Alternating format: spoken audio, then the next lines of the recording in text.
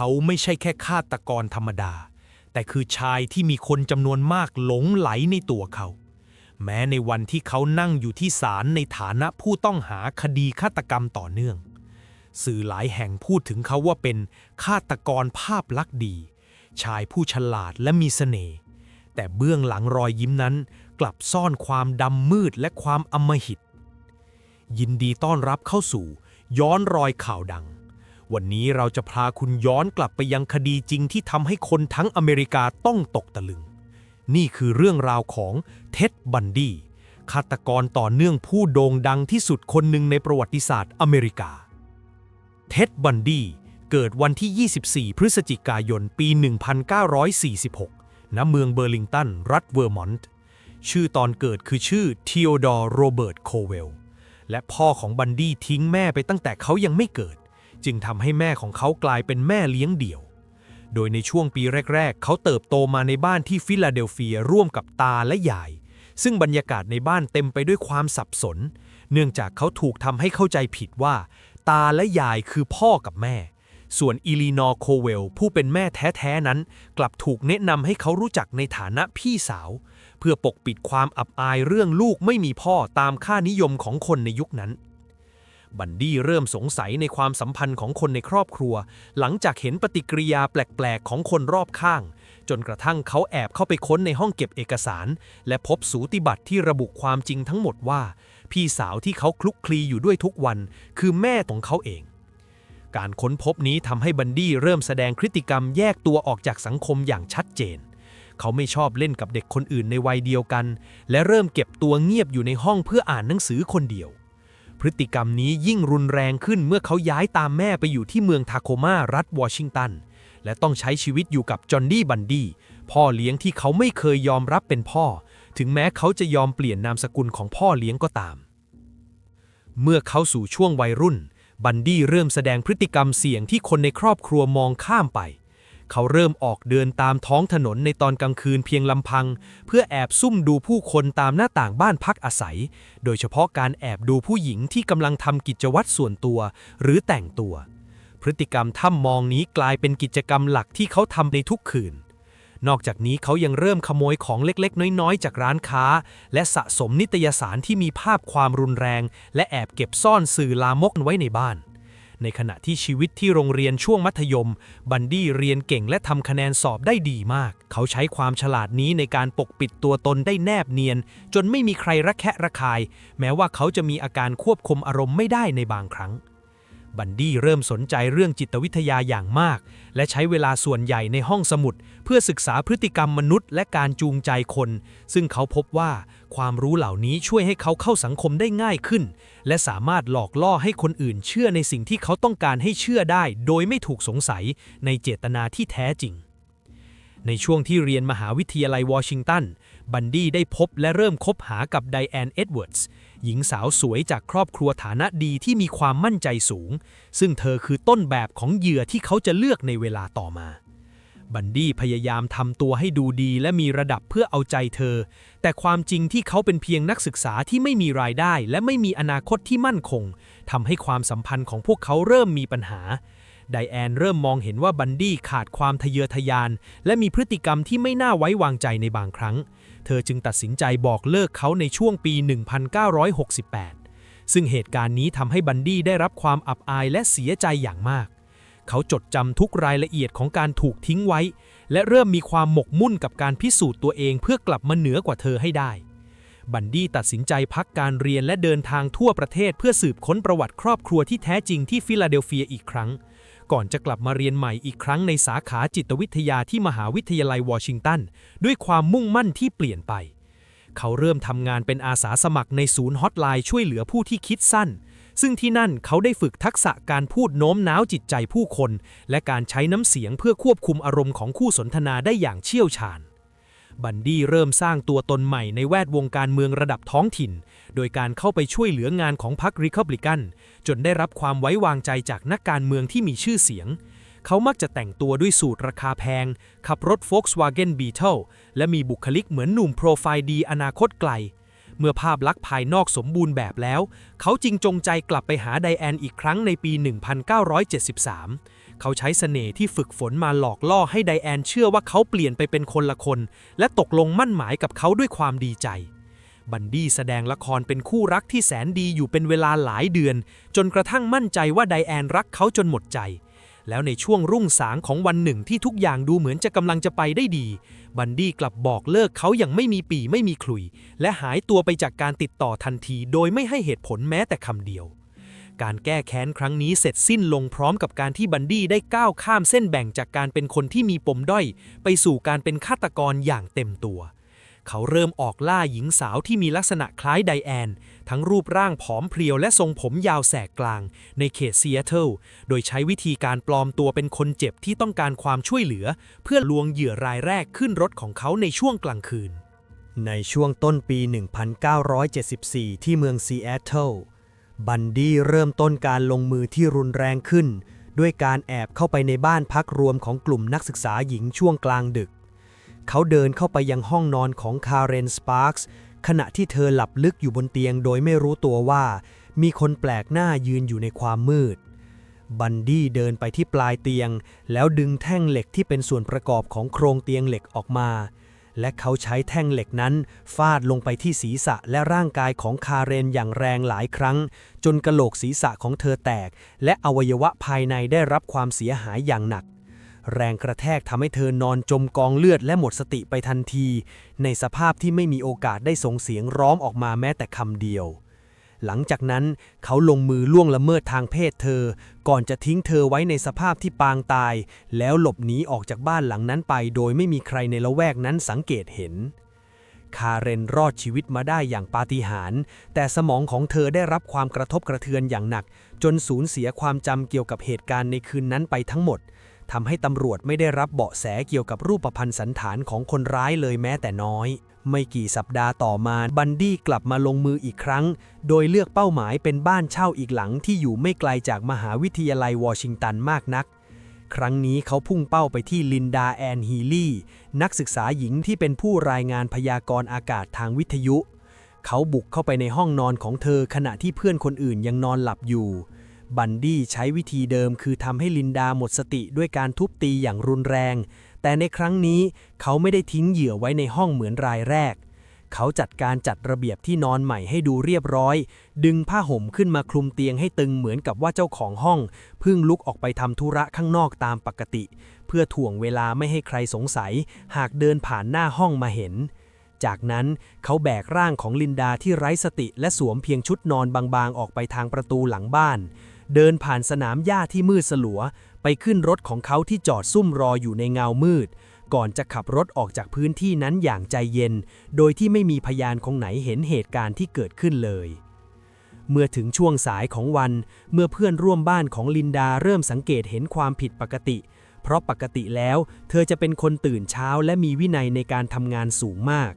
เมื่อพวกเขาเปิดประตูเข้าไปในห้องนอนกลับพบเพียงความว่างเปล่าที่ถูกจัดแต่งไว้อย่างเป็นระเบียบจนดูผิดธรรมชาติแต่เมื่อตรวจสอบอย่างละเอียดพวกเขากลับพบหยดเลือดสีแดงเข้มติดอยู่ที่หมอนและซึมลงไปในผ้าปูที่นอนเป็นวงกว้างสิ่งที่ทำให้เพื่อนๆและตำรวจประหลาดใจที่สุดก็คือ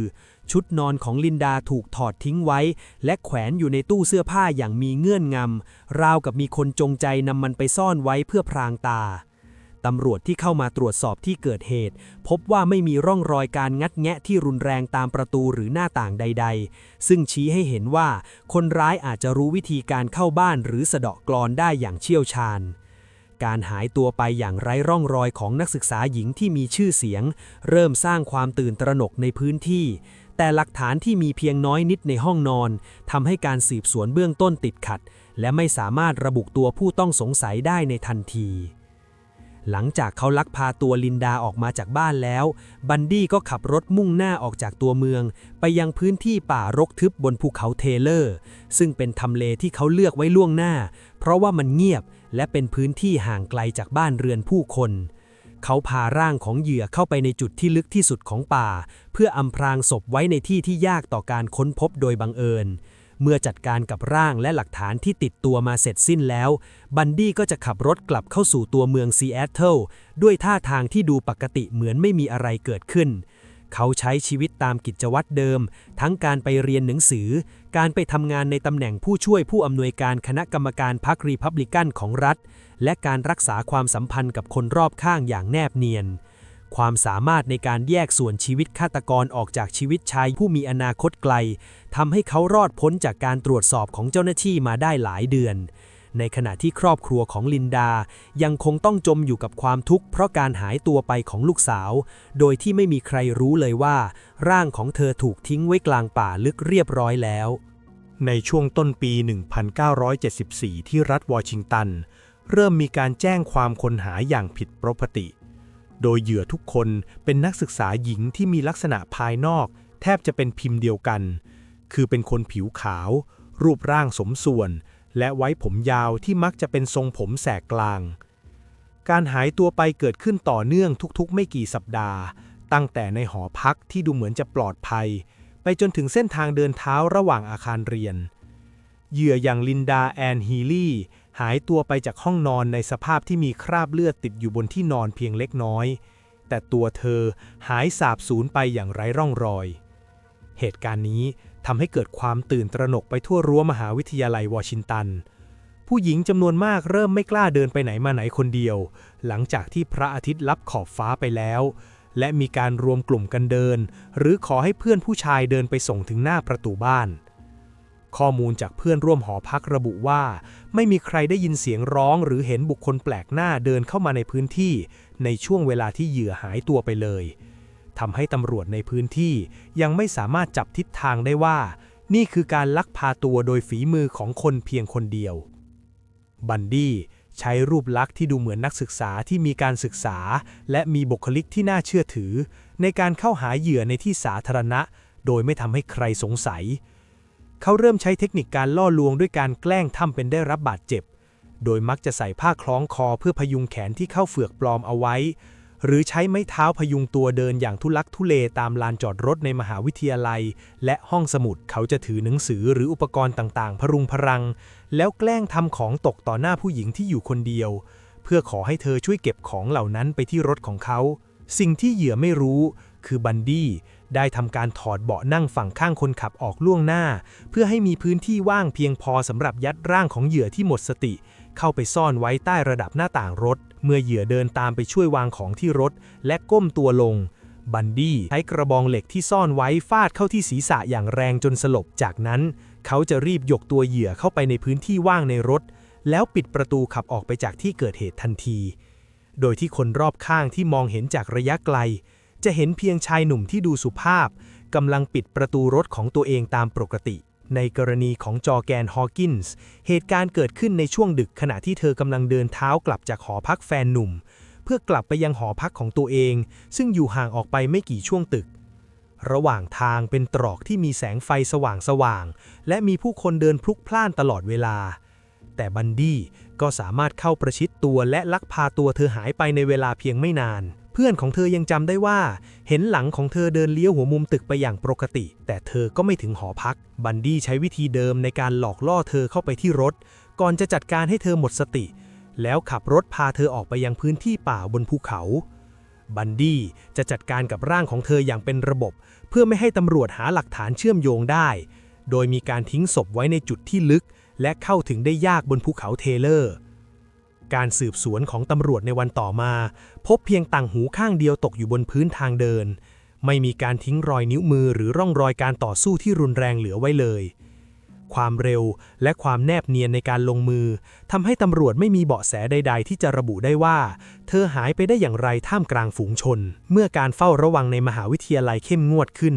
บันดี้จึงเริ่มขยายขอบเขตการล่าไปยังเมืองข้างเคียงและสถานที่พักผ่อนในช่วงวันหยุดเขาใช้ความรู้จากการเรียนกฎหมายในมหาวิทยาลัยเพื่อวิเคราะห์จุดบอดของระบบรักษาความปลอดภัยและการประสานงานของตำรวจที่มักจะไม่ประสานงานและส่งต่อข้อมูลข้ามเขตกัน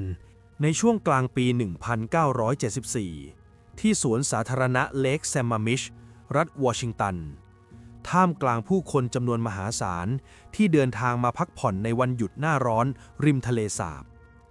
ชายหนุ่มหน้าตาดีแต่งกายด้วยเสื้อผ้าภูฐานปรากฏตัวขึ้นพร้อมกับจุดสังเกตที่จงใจสร้างขึ้นมา เขาใช้ผ้าพันแผลคล้องคอพยุงแขนข้างหนึ่งเอาไว้ทำทีเหมือนกระดูกหักหรือได้รับบาดเจ็บสาหัสเพื่อดึงดูดความเห็นใจ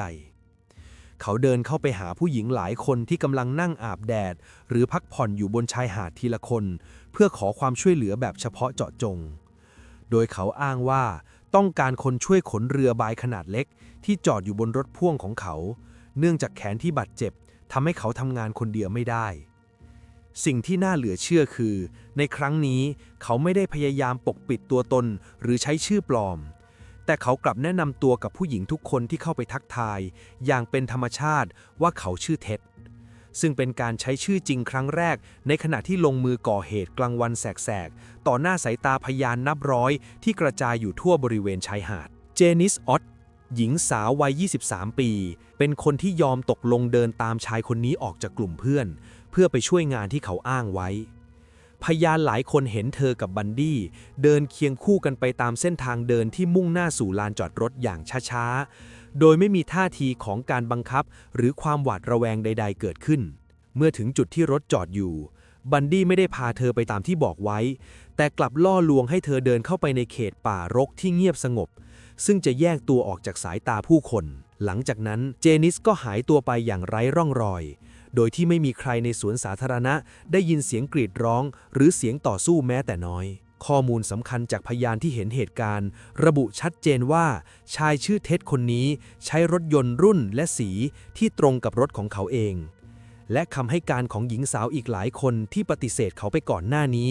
กลายเป็นหลักฐานชิ้นสำคัญที่ทำให้ตำรวจวอชิงตันเริ่มเห็นรูปแบบการเข้าหาเหยื่อที่เปลี่ยนไป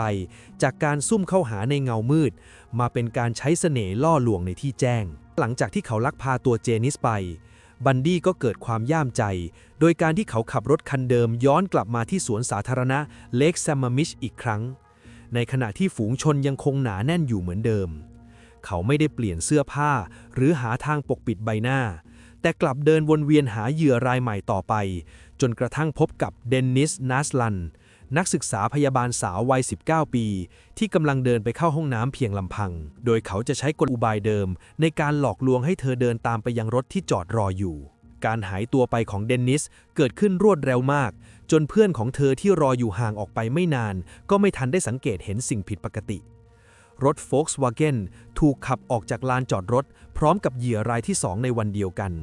ทิ้งไว้เพียงความว่างเปล่าและความโกลาหลที่เริ่มก่อตัวขึ้นเมื่อครอบครัวของหญิงสาวทั้งสองเริ่มแจ้งความคนหายพร้อมกันในช่วงค่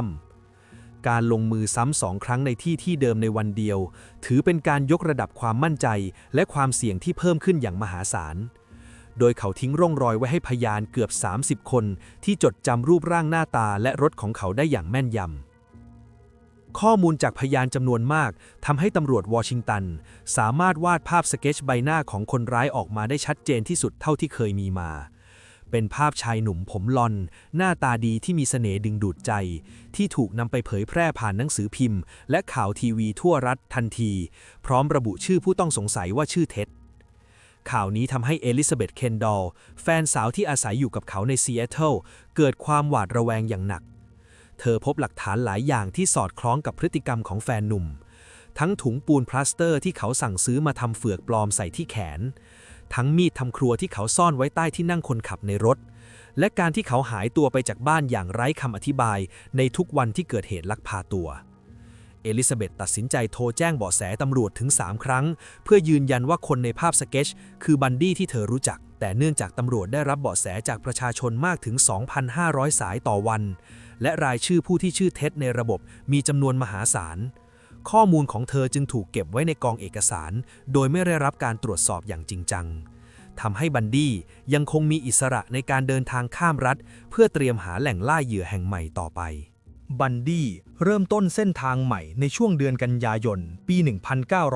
1974 ด้วยการขับรถ Volkswagen สีแทนคู่ใจมุ่งหน้าสู่รัฐยูทาห์เขาเข้าลงทะเบียนเรียนเป็นนักศึกษาชั้นปีที่ 1ในคณะนิติศาสตร์ของมหาวิทยาลัยยูทาห์เพื่อใช้ภาพลักษณ์ของการเป็นว่าที่ทนายความในอนาคตเป็นเกราะกำบังพฤติกรรมเบื้องหลังที่แสนอันตรายของเขาการย้ายถิ่นฐานในครั้งนี้เขาไม่ได้มาตัวเปล่าแต่เขาได้ขนย้ายชุดอุปกรณ์ที่ใช้ทำร้ายเหยื่อที่เก็บสะสมไว้เอามาด้วยทั้งแฉลงเหล็ก กุญแจมือและถุงขยะสีดำซุกซ่อนไว้ใต้ช่องเก็บสัมภาระหน้ารถและใต้เบาะที่นั่งอย่างมิดชิดเมื่อเข้าพักในหอพักนักศึกษาที่โซลเล็กซิตี้แล้วเขาจะใช้เวลาในช่วงกลางวันทำทีเป็นคนตั้งใจเรียนอ่านตำรากฎหมายอย่างเคร่งครัดเหมือนนักศึกษาทั่วไป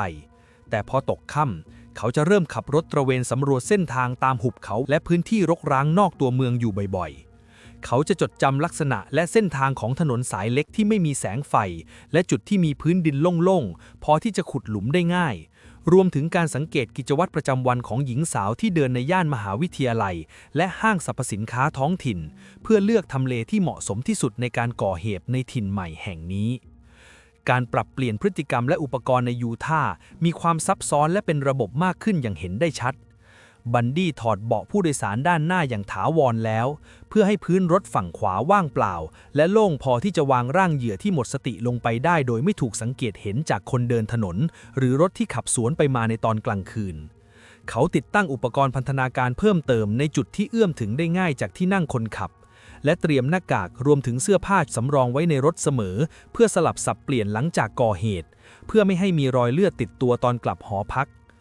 เขาเริ่มพุ่งเป้าไปที่สถานที่สาธารณะที่มีขนาดใหญ่ขึ้นอย่างห้างสรรพสินค้าแฟชั่นเพลสโดยมักจะใช้แผนการเดิมที่เคยได้ผลมาแล้วคือการสวมเฟือกปลอมที่แขนหรือถือไม้ค้ำยันแล้วเดินเข้าไปขอความช่วยเหลือจากผู้หญิงที่ดูใจดีให้ช่วยขนของไปที่รถของเขาที่จอดอยู่ในมุมมืดของลานจอดรถการเลือกเหยื่อในสถานที่กว้างขวางเช่นนี้ทำให้เขามีตัวเลือกจำนวนมากและสามารถสังเกตเห็นการเคลื่อนไหวของเจ้าหน้าที่รักษาความปลอดภัยได้ก่อนที่จะลงมือลักพาตัวเหยื่อเข้าไปในรถที่เตรียมไว้รายงานของผู้หญิงที่หายตัวไปเริ่มปรากฏในหนังสือพิมพ์ท้องถิ่นของยูทาห์อย่างต่อเนื่องในช่วงปลายปี 1974 เริ่มจากเมลิซา สมิธลูกสาวของนายอำเภอในพื้นที่ที่หายตัวไปหลังจากไปดูหนังตอนกลางคืนและตามด้วยลอร่าเอมที่หายไปในคืนวันฮาโลวีนบันดี้เริ่มพัฒนาพฤติกรรมการจัดการศพที่สะท้อนถึงความย่ามใจและรุนแรงขึ้นกว่าตอนอยู่วอชิงตันเขาพาร่างของเหยื่อไปยังหุบเขาและป่าลึกที่เข้าถึงได้ยากเพื่อทำตามความต้องการส่วนตัวก่อนจะทิ้งร่างไว้ในจุดที่น้ำจากลำธารหรือความชื้นจะทำลายหลักฐานลายนิ้วมือและรอยเลือดร่างของเมลิซาถูกพบในสภาพที่มีการตกแต่งใบหน้าและชำระล้างร่างกายให้สะอาดกว่าตอนหายตัวไปซึ่งบ่งบอกว่าเขามีความมั่นใจมากพอที่จะใช้เวลากับศพนานขึ้นในสถานที่ลับก่อนจะนำออกมาทิ้งในภายหลังการเลือกทิ้งร่างในพื้นที่สูงชันแบบนี้ทำให้เจ้าหน้าที่ต้องใช้ความพยายามอย่างมากในการกู้ศพซึ่งส่งผลให้หลักฐานทางนิติวิทยาศาสตร์ในที่เกิดเหตุเลือนหายไปตามสภาพอากาศที่เปลี่ยนแปลงในพื้นที่ภูเขาความโหดร้ายที่เพิ่มขึ้นนี้สร้างความตื่นตระหนกแต่คนเมืองโซลเล็กซิตี้เป็นอย่างมากเพราะแผนการฆาตกรรมดูเหมือนเป็นการจงใจเลือกเหยื่อและมีการวางแผนมาอย่างดีในขณะที่บันดี้ยังคงสวมบทบาทนักศึกษากฎหมายที่โดดเด่นและเป็นสมาชิกที่ดูน่าเลื่อมใสของโบสถ์มอร์มอนในท้องถิ่น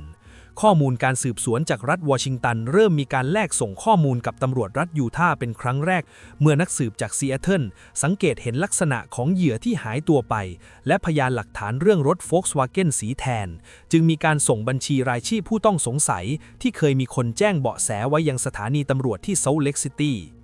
และชื่อของเท็ดบันดี้ก็ถูกป้อนเข้าระบบตรวจสอบบุคคลข้ามรัฐแต่เขาก็ยังรอดตัวไปได้เพราะประวัติส่วนตัวที่ดูสะอาดสะอ้านและไม่มีบันทึกอาชญากรรมร้ายแรงติดตัวเขาใช้ความรู้ด้านกฎหมายที่กำลังศึกษาคอยสังเกตการเคลื่อนไหวของเจ้าหน้าที่และปรับแผนการเดินทางของตัวเองเพื่อหลีกเลี่ยงด่านตรวจหรือพื้นที่ที่มีการเฝ้าระวังสูงบันดี้ยังคงไปร่วมงานสังคมและพูดคุยเรื่องการเมืองกับบุคคลระดับสูงในรัฐเพื่อสร้างเครือข่ายความสัมพันธ์ที่จะเป็นเกราะกำบังชั้นดีโดยไม่มีใครเฉลียวใจเลยว่าชายหนุ่มที่ดูมีอนาคตไกลและสุภาพเรียบร้อยคนนี้คือคนเดียวกับฆาตกรที่ตำรวจทั้งสองรัฐกำลังจะเริ่มนำข้อมูลมาประติดประต่อเพื่อไล่ล่าตัวอยู่ในขณะนั้น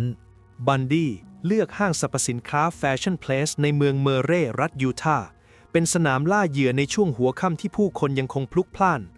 เขาเปลี่ยนแผนจากการแซงทำเป็นคนเจ็บป่วยมาเป็นการใช้ภาพลักษณ์ของคนในเครื่องแบบเพื่อสร้างความไว้วางใจบันดี้สวมเสื้อที่ดูดีและดูสะอาดตาเขาเริ่มเดินเข้าไปหาหญิงสาวที่ชื่อแคโรล ดารอนส์ขณะที่เธอกำลังเดินดูสินค้าในห้างเพียงลำพังบันดี้แสดงตัวว่าเป็นเจ้าหน้าที่ตำรวจนอกเครื่องแบบโดยใช้ชื่อปลอมว่าจิม โรสแลนด์ พร้อมกับชูตราสัญลักษณ์สีทองในกระเป๋าหนังให้เธอดูอย่างรวดเร็วเพื่อไม่ให้สังเกตเห็นของปลอมเขาปั้นเรื่องโกหกว่ามีคนร้ายพยายามงัดแงะรถยนต์ของเธอที่ลานจอดรถและเขาได้รวบตัวผู้ต้องสงสัยไว้ได้แล้วบันดี้ขยันขยอให้เธอเดินตามเขาไปที่รถเพื่อตรวจสอบทรัพย์สินที่อาจสูญหายแม้แคโรลจะพบว่ารถของเธอยังอยู่ในสภาพปกติแต่เขายังคงกดดันต่อโดยอ้างว่าเธอจำเป็นต้องเดินทางไปที่สถานีตำรวจในท้องที่ทันทีเพื่อเซ็นเอกสารคำให้การและชี้ตัวคนร้ายที่เขาอ้างว่าถูกคุมตัวไว้รออยู่ก่อนแล้วแคโรลเดินตามบันดี้ไปยังลานจอดรถอีกฝั่งหนึ่งซึ่งค่อนข้างมืดและห่างไกลจากทางเข้าห้างบันดี้ชี้ให้เธอขึ้นไปบนรถของเขาที่จอดรออยู่แคโรลเริ่มแสดงอาการลังเลเพราะรถคันนี้มีสภาพเก่าและดูไม่เหมือนรถของทางราชการเลยสักนิดแต่บันดี้รีบตัดบทและโกหกว่ามันเป็นรถตำรวจนอกเครื่องแบบที่ใช้ในงานสืบสวนลับทันทีที่รถขับออกสู่ถนนใหญ่บันดี้ไม่ได้เลี้ยวไปตามเส้นทางที่มุ่งหน้าไปยังสถานีตำรวจเมอร์เร่แต่เขากลับขับรถมุ่งตรงไปทางโรงเรียนประถมศึกษาและเลี้ยวเข้าสู่ถนนดินลูกรังเมื่อถึงจุดที่ลับตาคนเขาก็รีบหยิบแฉลงเหล็กขนาดใหญ่ออกมาจากใต้เบาะเพื่อใช้ข่มขู่เธอแคโรลตกใจสุดขีดเมื่อเห็นท่าแท้ของคนร้ายบันดี้พยายามจะล็อกกุญแจมือเข้ากับข้อมือทั้งสองข้างเพื่อควบคุมการเคลื่อนไหวแต่ด้วยความลนลานและการดิ้นรนอย่างรุนแรงของเหยื่อทำให้เขาใส่กุญแจมือพลาดติดไปที่ข้อมือเพียงข้างเดียวเท่านั้น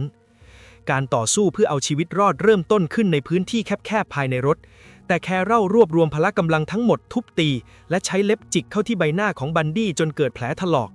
บันดี้พยายามเงื้อแฉลงเหล็กขึ้นฟาดหัวของเธอแต่แคโรลอาศัยจังหวะที่เขาไม่ทันระวังตัวเอื้อมไปเปิดล็อกประตูและกระโดดออกจากรถบันดี้ไม่ยอมลดละเขากระโจนตามลงมาลากตัวเธอกลับไปที่รถด้วยการจิกผมและดึงแขนอย่างแรง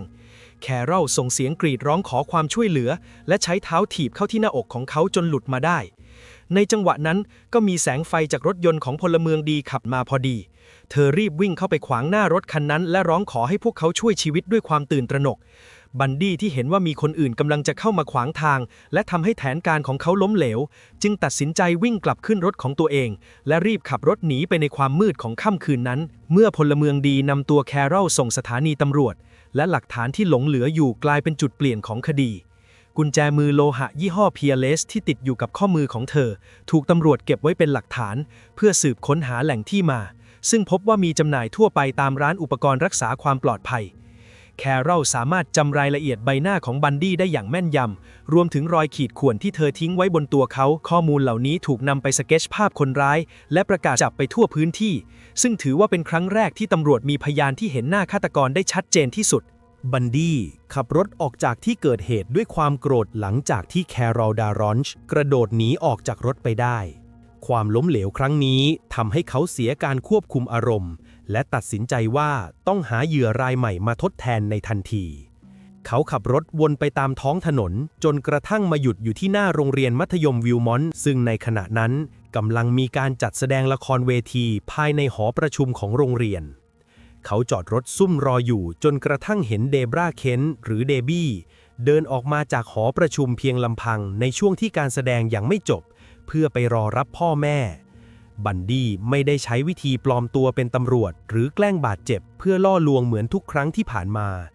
แต่เขาเลือกที่จะเข้าจู่โจมเธอโดยตรงในลานจอดรถที่ค่อนข้างมืดเขาใช้กำลังบังคับให้เธอขึ้นรถไปในทันทีโดยไม่สนว่าจะมีใครผ่านมาเห็นหรือไม่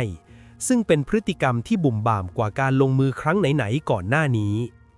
เมื่อได้ตัวเหยื่อขึ้นรถมาแล้วบันดี้ก็รีบขับรถออกจากบริเวณโรงเรียนมัธยมมุ่งหน้าไปยังพื้นที่รกร้างนอกเมืองแรงกดดันจากการที่เพิ่งพลาดจากเหยื่อก่อนหน้านี้ไปทำให้เขาใช้ความรุนแรงกับเดบี้มากกว่าปกติเพื่อป้องกันไม่ให้เธอหนีรอดไปได้อีกคนเขาไม่ได้ใช้เวลาในการทรมานหรือเล่นสนุกกับเหยื่อเหมือนในอดีตแต่เลือกที่จะสังหารเธอทิ้งในระยะเวลาอันสั้นเพื่อปิดปากพยานที่อาจจะจำหน้าเขาได้หลังจากนั้นบันดี้ก็นำศพของเดบี้ไปทิ้งไว้ในจุดที่ห่างไกลและเข้าถึงยากในบริเวณหุบเขาเพื่อหลีกเลี่ยงการถูกตรวจพบโดยบังเอิญครั้งนี้เขาจัดการกับร่องรอยในที่เกิดเหตุอย่างเร่งรีบกว่าทุกครั้งก่อนที่เขาจะขับรถกลับเข้าเมือง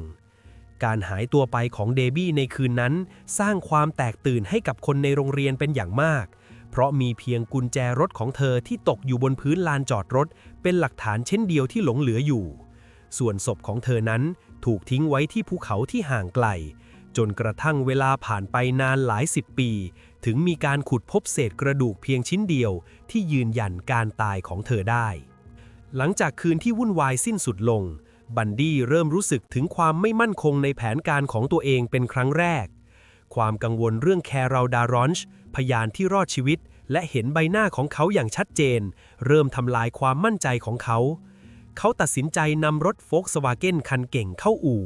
และพยายามทำความสะอาดภายในรถอย่างละเอียดเพื่อกำจัดคราบเลือดเส้นผมหรือเศษเสื้อผ้าที่อาจติดอยู่ตามซอกเบาะและพรมรถเขาถึงขั้นถอดเบาะนั่งข้างคนขับออกเพื่อเช็ดล้างส่วนที่ยากจะเข้าถึงและทำลายหลักฐานที่อาจเชื่อมโยงเขากับเหยื่อรายล่าสุดในขณะเดียวกันเขาก็ยังคงรักษาภาพลักษณ์ทางสังคมโดยการออกไปเรียนกฎหมายที่มหาวิทยาลัยยูทาห์ตามปกติและยังคงทำงานอาสาสมัครให้กับพรรครีพับลิกันเหมือนไม่มีอะไรเกิดขึ้นเขาจงใจปรากฏตัวในที่สาธารณะและพูดคุยกับเพื่อนร่วมงานอย่างเป็นธรรมชาติเพื่อสร้างหลักฐานที่อยู่และทำให้คนรอบข้างเชื่อว่าเขาคือพลเมืองดีที่ไม่มีส่วนเกี่ยวข้องกับข่าวเด็กสาวหายตัวไป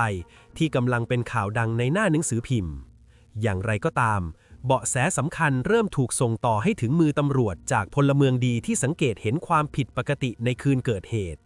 เพื่อนของแครอนที่อยู่ในห้างสรรพสินค้าด้วยกันให้การกับเจ้าหน้าที่ว่าเห็นรถยนต์โฟล์คสวาเก้นบีเทิลสีแทนจอดอยู่ในจุดที่ดูน่าสงสัยใกล้กับทางออกข้อมูลนี้สอดคล้องกับคำให้การของพยานอีกหลายคนที่เห็นรถรุ่นเดียวกันวิ่งวนเวียนอยู่รอบโรงเรียนมัธยมวิลมอนต์ในคืนที่เดบี้หายตัวไปตำรวจในพื้นที่เริ่มตระหนักว่ารถคันนี้อาจเป็นกุญแจสำคัญที่เชื่อมโยงคดีลักพาตัวหลายคดีเข้าด้วยกันพวกเขาจึงเริ่มรวบรวมรายชื่อเจ้าของรถรุ่นนี้ทั้งหมดในรัฐยูทาห์ซึ่งมีจำนวนหลายพันคันเพื่อนำมาคัดกรองหาผู้ต้องสงสัยแม้ว่าในตอนนั้นชื่อของเท็ด บันดี้จะยังไม่ได้อยู่ในลำดับต้นๆของบัญชีรายชื่อ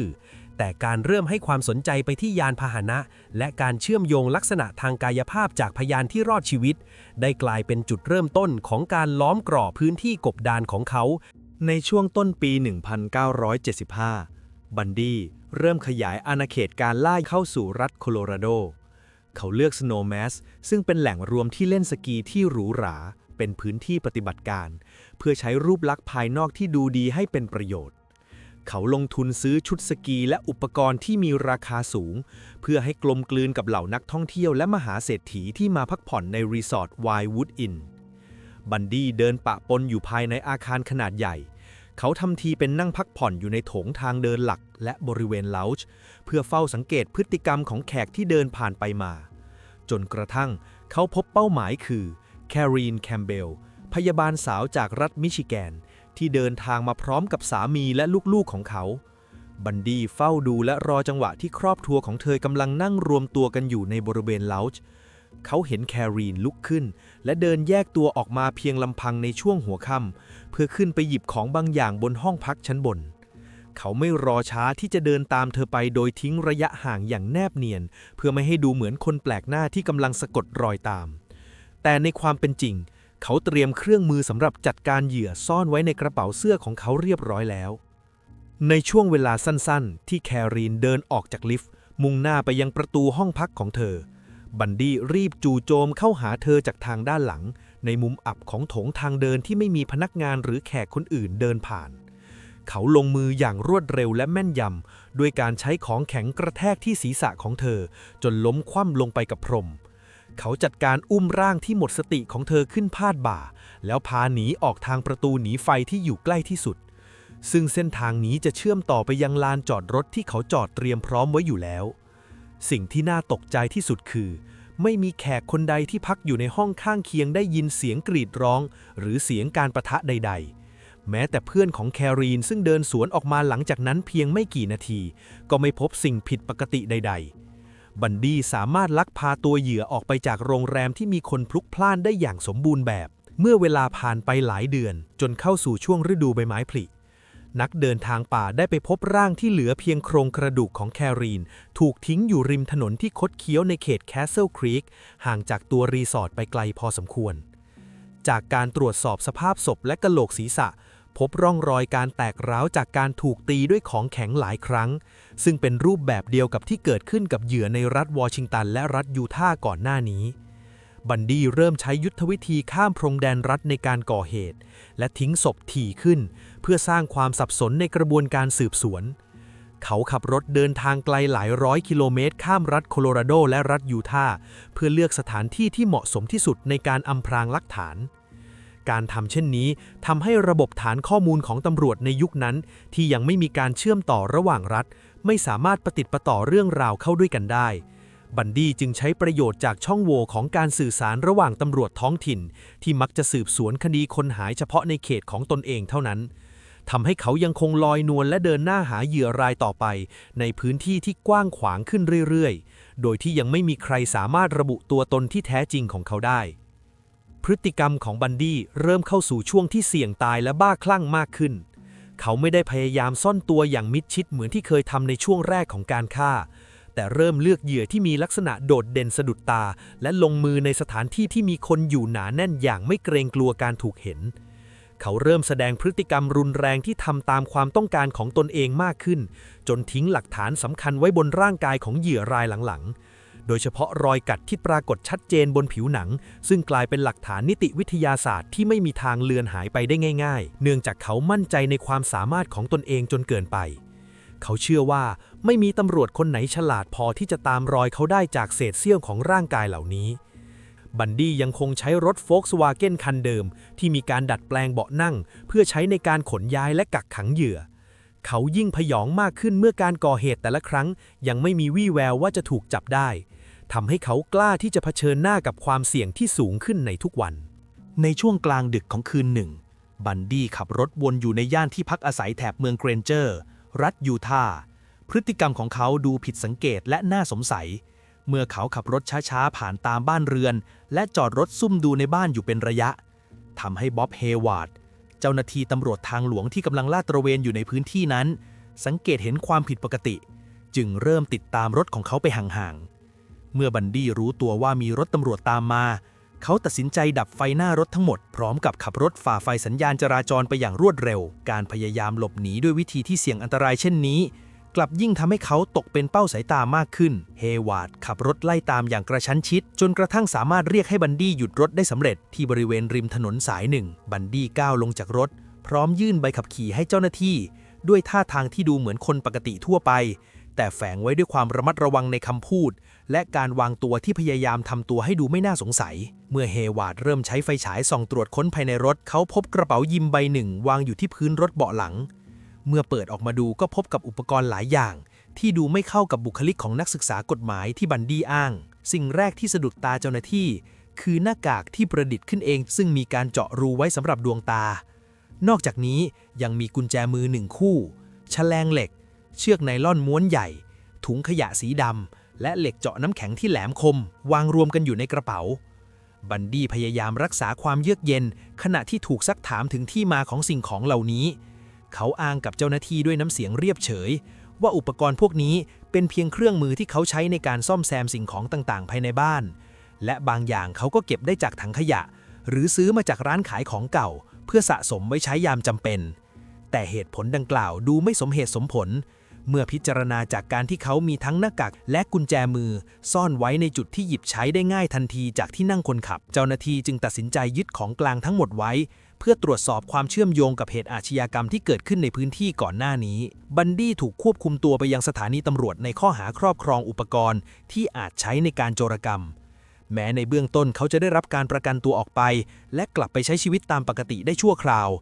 แต่การจับกุมครั้งนี้ได้กลายเป็นจุดเริ่มของการขุดคุ้ยข้อมูลที่สำคัญโดยทีมสืบสวน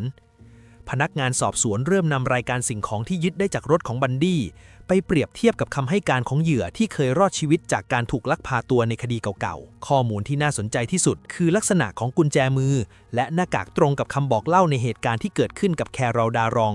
หญิงสาวที่หนีรอดมาได้จากเหตุการณ์ของชายที่อ้างตัวเป็นตำรวจในห้างสรรพสินค้าได้ตำรวจจึงรีบติดต่อหาแคโรลเพื่อให้เธอเดินทางมาที่สถานีตำรวจเพื่อทำการชี้ตัวผู้ต้องสงสัยในทันทีในขณะเดียวกันทีมสืบสวนได้เริ่มตรวจสอบประวัติการใช้รถและการเดินทางของบันดี้ในช่วงเวลาที่เกิดคดีหญิงสาวหายตัวไปในรัฐวอชิงตันและออริกอน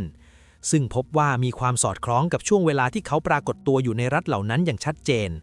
ทำให้ชื่อของบันดี้ขยับขึ้นมาเป็นผู้ต้องสงสัยอันดับหนึ่งในคดีฆาตกรรมต่อเนื่องในขั้นตอนการชี้ตัวผู้ต้องสงสัยแครอดารองมองผ่านกระจกเข้าไปยังกลุ่มชาย7 คนที่ยืนเรียงหน้ากระดานเพื่อให้ระบุตัวผู้ก่อเหตุเธอใช้เวลาไม่นานก่อนจะชี้ไปยังบันดี้ได้อย่างแม่นยำและยืนยันด้วยความมั่นใจว่านี่คือชายที่หลอกเธอขึ้นรถและพยายามจะฆ่าเธอเมื่อหลายเดือนก่อนหน้าแม้ว่าเขาจะถูกชี้ตัวแต่บันดี้กลับไม่แสดงอาการตระหนกเขายังคงรักษาสีหน้าเรียบเฉยและปฏิเสธทุกข้อกล่าวหาโดยยืนยันว่าเขาไม่เคยรู้จักหรือเห็นหน้าผู้หญิงคนนี้มาก่อนเลยอย่างไรก็ตามหลักฐานจากการชี้ตัวและอุปกรณ์ที่พบในรถมีน้ำหนักมากพอที่ทำให้ศาลสั่งฟ้องเขาในข้อหาลักพาตัวและพยายามฆ่าการพิจารณาคดีเริ่มต้นขึ้นในรัฐยูทาห์ท่ามกลางความสนใจของสื่อมวลชนที่เริ่มตั้งคำถามถึงความเชื่อมโยงของเขากับคดีหญิงสาวหายตัวไปอีกหลายรายบันดี้เลือกที่จะใช้ความรู้ทางกฎหมายของตัวเองเข้ามามีส่วนร่วมในการวางแผนต่อสู้คดีในศาลร่วมกับทนายความของเขา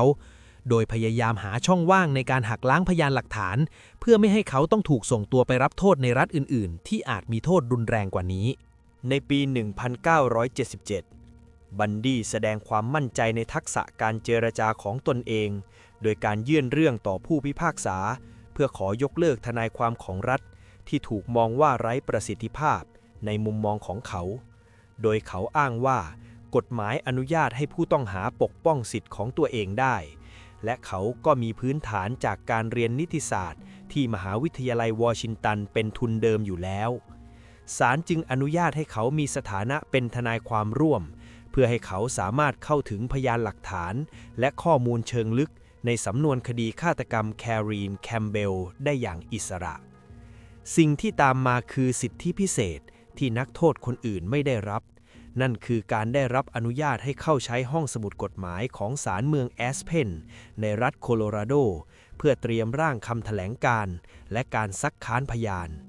ในขณะที่เจ้าหน้าที่ราชทัณฑ์คิดว่าเขากำลังนั่งจมอยู่กับการหาทางเพื่อสู้คดีแต่บันดี้กลับใช้เวลาเหล่านั้นในการจดจำรายละเอียดของโครงสร้างศาลอย่างละเอียดเขาใช้สายตาสำรวจทางเข้าออกทุกทางที่คนนอกและคนในใช้สัญจรเพื่อเปรียบเทียบระดับการเฝ้าระวังในแต่ละจุดโดยที่มือของเขายังคงแซงทำเป็นพลิกหน้ากระดาษดีกาไปมาเพื่อไม่ให้เป็นที่สงสัยของเจ้าหน้าที่ดูแลห้องสมุดที่เดินผ่านไปมาอยู่ตลอดเวลาสภาพภายในห้องสมุดกฎหมายกลายเป็นพื้นที่ที่บันดี้มีอิสระมากที่สุดเนื่องจากเขาไม่ถูกสวมกุญแจมือหรือเครื่องพันธนาการใดๆระหว่างการทำงานเพื่อให้เขาสามารถเดินหยิบหนังสือจากชั้นวางและจดบันทึกข้อมูลทางกฎหมายลงบนกระดาษเจ้าหน้าที่ราชทัณฑ์มักจะปล่อยให้เขานั่งอยู่ภายในห้องเพียงลำพังเป็นเวลาหลายชั่วโมงโดยคอยเฝ้าอยู่เพียงแค่ที่ประตูทางออกด้านนอกเท่านั้นบันดี้จึงฉวยโอกาสช่วงเวลาที่ไม่มีใครเฝ้าสังเกตการในเขตห้องสมุดลุกเดินสำรวจหน้าต่างกระจกบานใหญ่ที่ตั้งอยู่บริเวณมุมอับสายตาของชั้น2เขาพบว่ามันเป็นหน้าต่างแบบบานเลื่อนที่ไม่ได้ล็อกและไม่มีการติดตั้งลูกกรงเหล็กกั้นไว้เหมือนในห้องขังชั้นนอกเขาแอบทดลองเลื่อนเปิดหน้าต่างออกทีละน้อยเพื่อประเมินเสียงเขาใช้เวลาหลายวันในการเฝ้าสังเกตพฤติกรรมเจ้าหน้าที่จนมั่นใจว่าหากเขากระโดดลงไปจากชั้น2ของอาคารนี้เขาจะตกลงบนพื้นหญ้าและสามารถวิ่งหลบหนีออกไปสู่ถนนด้านหลังศาลที่มีรถจอดอยู่เยอะเพื่อพลางตัวได้ทันทีโดยที่ไม่มีใครเห็นในช่วงเวลาสายๆของวันที่ศาลนัดพิจารณาคดีก่อนการตัดสินครั้งสำคัญบันดี้ปรากฏตัวในชุดสูทสากลสีน้ำตาลที่ดูเรียบร้อยเหมือนทนายความอาชีพเมื่อถึงเวลาพักครึ่งการพิจารณาคดีเขาแจ้งเจ้าหน้าที่ว่าต้องการเข้าไปค้นคว้าประเด็นทางเทคนิคเพิ่มเติมในห้องสมุดกฎหมายเป็นการเร่งด่วนทันทีที่ประตูห้องสมุดปิดลงและเจ้าหน้าที่ยืนรออยู่ด้านนอกบันดี้ถอดเสื้อสูททิ้งไว้บนเก้าอี้เพื่อทำให้ดูเหมือนกับว่าเขายังคงนั่งทำงานอยู่ที่โต๊ะจากนั้นเขาปีนขึ้นไปบนขอบหน้าต่างที่สำรวจไว้และตัดสินใจกระโดดลงจากความสูงของชั้น2ลงสู่ลานจอดรถเขารีบวิ่งข้ามถนนและมุ่งหน้าตรงไปยังเทือกเขาแอสเพนที่ปกคลุมด้วยป่าทึบทันทีการหายตัวของเขาถูกพบในเวลาไม่นานต่อมาเมื่อเจ้าหน้าที่เข้าไปเรียกตัวเพื่อกลับเข้าห้องพิจารณาคดีแล้วพบเพียงความว่างเปล่า เสียงไซเรนแจ้งเหตุฉุกเฉินดังไปทั่วทั้งเมืองพร้อมกับการประกาศปิดล้อมเส้นทางเข้าออกแอสเพนทุกสายตำรวจระดมกำลังเจ้าหน้าที่ป่าไม้และอาสาสมัครรวมหลายร้อยนายพร้อมเฮลิคอปเตอร์ออกไล่ล่ากดดันเขาในเขตพื้นที่ป่าและหน้าผาสูงชันในบริเวณภูเขารอบด้านทันทีหลังจากใช้ชีวิตหลบซ่อนอยู่ท่ามกลางป่าเขาและถ้ำหินนานเกือบสัปดาห์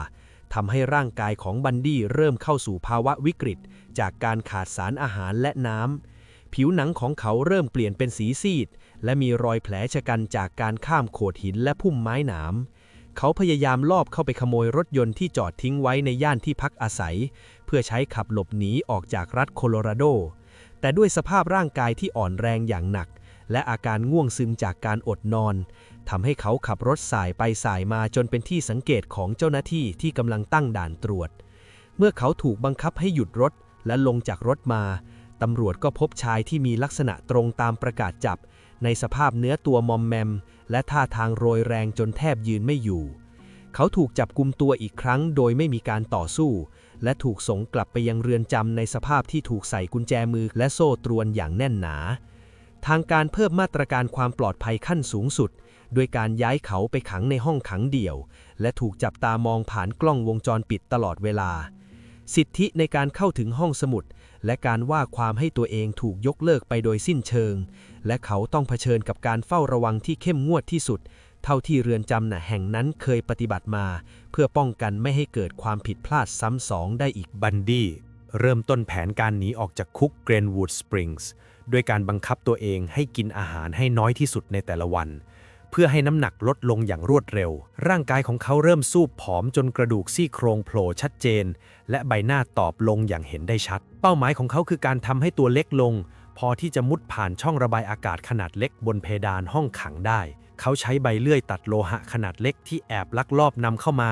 ตัดโครงเหล็กของช่องระบายอากาศทีละส่วนในช่วงเวลาที่ผู้คุมไม่ได้เดินตรวจตราตามทางเดินทุกคืนเมื่อแสงไฟดับลงและนักโทษคนอื่นเริ่มหลับไหล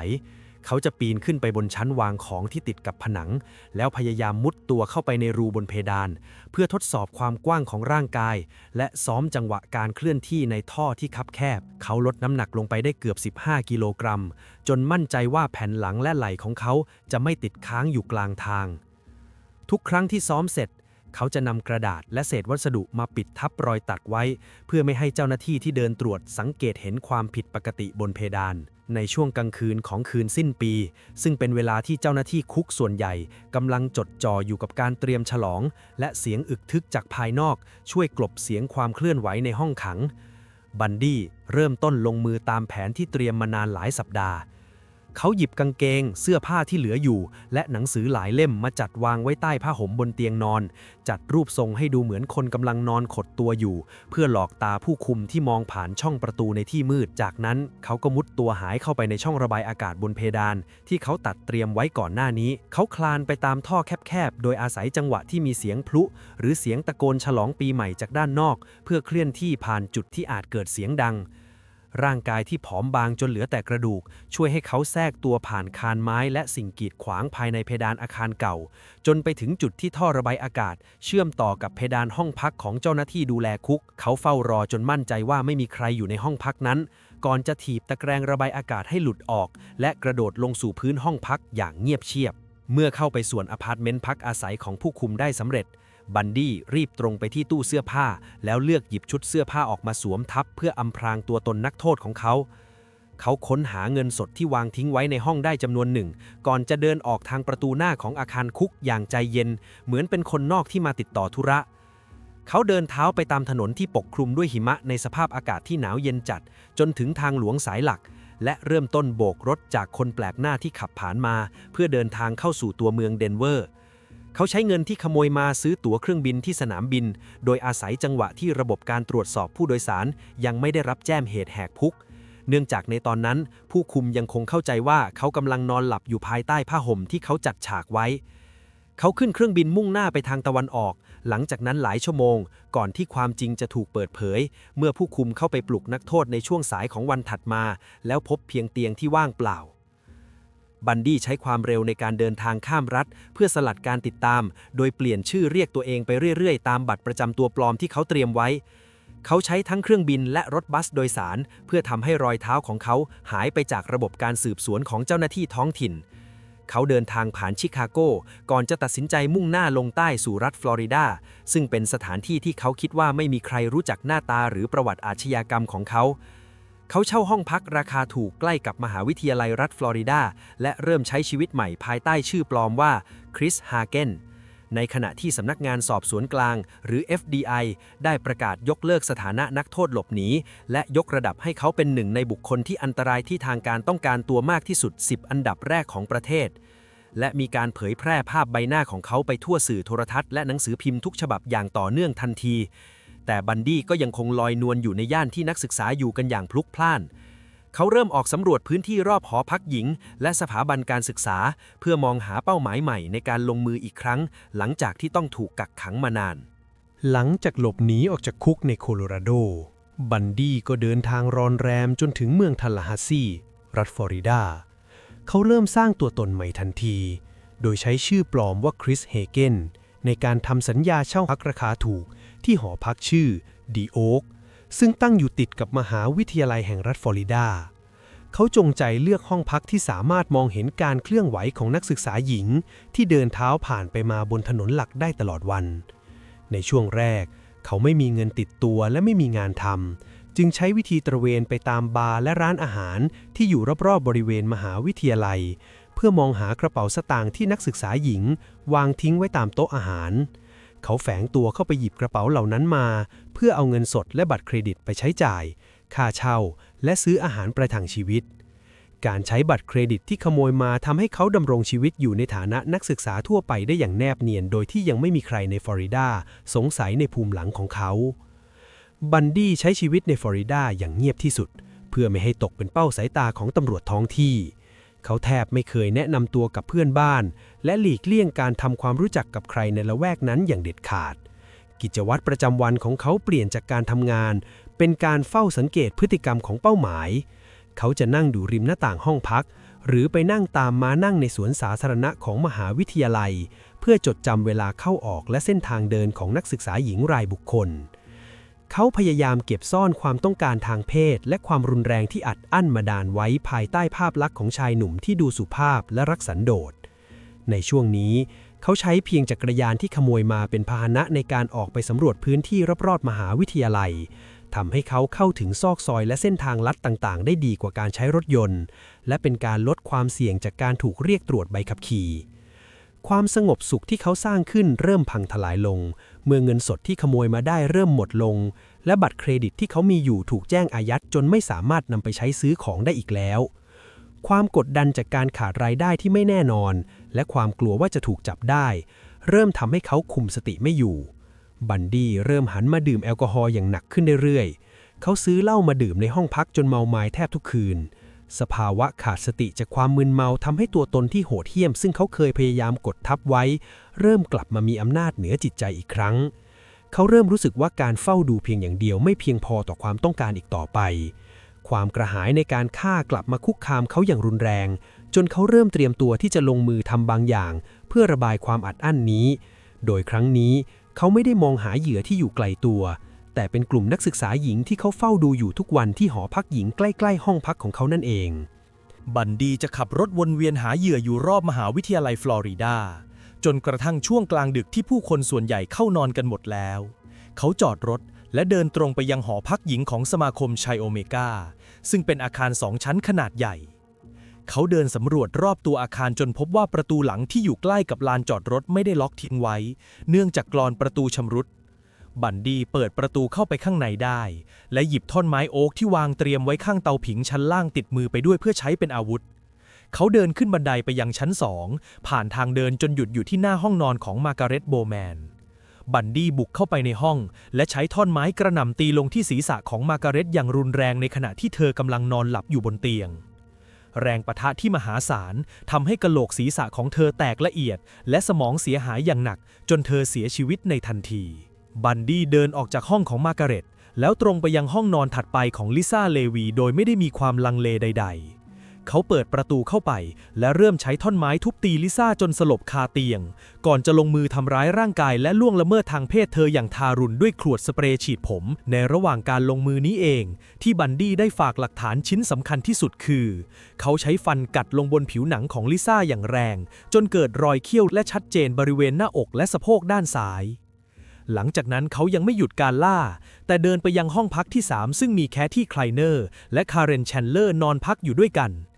เขาพุ่งเข้าจู่โจมพวกเธอด้วยไม้ท่อนเดิมอย่างบ้าคลั่งแรงเหวี่ยงของไม้ทำให้นักศึกษาหญิงทั้ง2 คนกรามร้าวและฟันหลุดออกมาหลายซี่แม้พวกเธอจะพยายามยกแขนขึ้นมาบังศีรษะและร้องตะโกนด้วยความเจ็บปวดแต่เขาก็ยังคงฟาดใส่ไม่ยั้งจนกระทั่งทั้งคู่แน่นนิ่งจมกองเลือดไปบันดี้ลงมือทั้งหมดนี้ด้วยความรวดเร็วและใช้เวลาเพียงไม่นานในแต่ละห้องทำให้ไม่มีใครในหอพักตื่นขึ้นมาขัดขวางการกระทำของเขาได้ทัน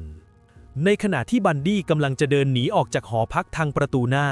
นิต้าเนียรีนักศึกษาอีกคนหนึ่งที่เพิ่งกลับจากออกไปหาเพื่อนเปิดประตูสวนทางเข้ามาพอดีเธอเห็นผู้ชายคนหนึ่งสวมเสื้อแจ็คเก็ตสีดำและหมวกไหมพรมกำลังเดินลงบันไดมาจากชั้นบนด้วยท่าทางลุกลี้ลุกลนในมือของเขาถือท่อนไม้ขนาดใหญ่อยู่นิต้าจึงรีบไปหลบที่มุมและจ้องมองชายคนนั้นด้วยความหวาดระแวงบันดี้ชะงักไปครู่หนึ่งเมื่อเห็นนิต้าแต่เขาก็รีบก้มหน้าก้มตาแล้ววิ่งออกจากหอพักหายไปในความมืดของสวนหน้าอาคารทันที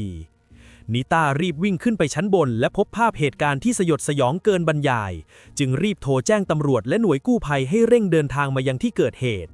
เมื่อเจ้าหน้าที่ตำรวจมาถึงพวกเขาพบว่าบันดี้หายไปจากบริเวณมหาวิทยาลัยแล้วทิ้งไว้เพียงรอยเลือดที่เปื้อนตามทางเดินและร่างของเหยื่อที่บาดเจ็บสาหัสการที่นิต้าเห็นใบหน้าและลักษณะการแต่งกายของบันดี้กลายเป็นข้อมูลชุดแรกที่ตำรวจใช้ในการสืบสวนหาตัวคนร้ายที่บุกรุกเข้ามาก่อเหตุสะเทือนขวัญในหอพักหญิงกลางดึกบันดี้ขับรถหนีออกจากบริเวณมหาวิทยาลัยแต่เขายังไม่ละทิ้งความต้องการที่จะฆ่าคนเพิ่มเขาขับต่อไปที่ถนนดันวูดดี้ซึ่งห่างออกไปไม่ไกลมากนักและตัดสินใจปีนหน้าต่างเข้าไปในอพาร์ตเมนต์ของเชอริลโทมัสนักศึกษาหญิงอีกคนที่พักอยู่เพียงลำพังเขาบุกเข้าไปในห้องนอนและใช้ท่อนไม้ทุบตีเชอริลอย่างโหดเหี้ยมขณะที่เธอกำลังนอนหลับจนกะโหลกศีรษะร้าวเสียงการต่อสู้และการกระแทกพื้นดังลั่นจนเพื่อนบ้านห้องติดกันสะดุ้งตื่นและได้ยินเสียงขุกขักอย่างรุนแรงผ่านกำแพงห้องเพื่อนบ้านจึงรีบโทรแจ้งตำรวจเพราะสงสัยว่าอาจเกิดเหตุร้าย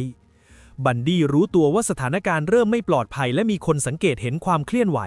เขาจึงตัดสินใจทิ้งเชอริลที่นอนหายใจรวยรินอยู่บนเตียงแล้วปีนหน้าต่างหนีออกไปในเงามืดก่อนที่รถตำรวจจะมาถึงเพียงไม่กี่นาทีบันดี้สามารถขับรถหลบหนีออกจากพื้นที่รอบเมืองทัลลาแฮสซีไปได้ทิ้งให้นักศึกษาหญิงทั้งเมืองต้องใช้ชีวิตอยู่ท่ามกลางความหวาดระแวงจากฆาตกรลึกลับที่หายตัวไปอย่างไร้ร่องรอยในคืนนั้นบันดี้ขับรถตู้สีขาวที่ขโมยมาวนเวียนอยู่รอบโรงเรียนมัธยมต้นเลคซิตี้ในรัฐฟลอริดาช่วงสายของวันนั้นคิมเบอร์รี่ลีชเดินออกมาจากอาคารเรียนเพื่อไปหยิบของที่ลืมไว้บันดี้จึงเรียกเธอให้เข้ามาหาที่รถพยานที่เห็นเหตุการณ์ระบุว่าเห็นชายคนหนึ่งสวมชุดพละกำลังยืนคุยกับคิมเบอร์รี่ลีชก่อนที่เธอจะยอมขึ้นรถไปอย่างง่ายดายโดยไม่มีการขัดขืนใดๆเนื่องจากเข้าใจว่าเป็นเจ้าหน้าที่หรือคนรู้จักบันดี้รีบขับรถตู้ออกไปจากเขตโรงเรียนทันที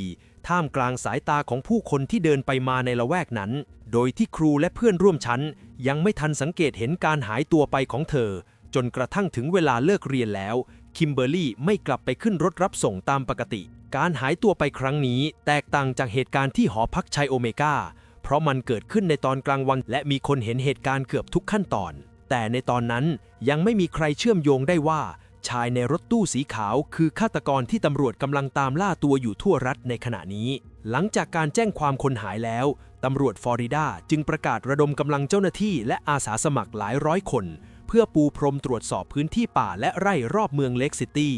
การค้นหาดำเนินไปอย่างต่อเนื่องท่ามกลางความกดดันจากครอบครัวและสาธารณชนจนกระทั่งเวลาผ่านไปหลายสัปดาห์ทีมค้นหาได้เดินทางไปถึงบริเวณโรงนาเก่าในสวนสาธารณะซูวานีริเวอร์และได้พบร่างของคิมเบอร์รี่ลีชซุกซ่อนอยู่ใต้กองฟางภายในโรงเลี้ยงหมูร้างสภาพศพของเธอแสดงให้เห็นถึงความรุนแรงที่เพิ่มมากขึ้นอย่างเห็นได้ชัดเมื่อเทียบกับเหยื่อรายก่อนๆของบันดี้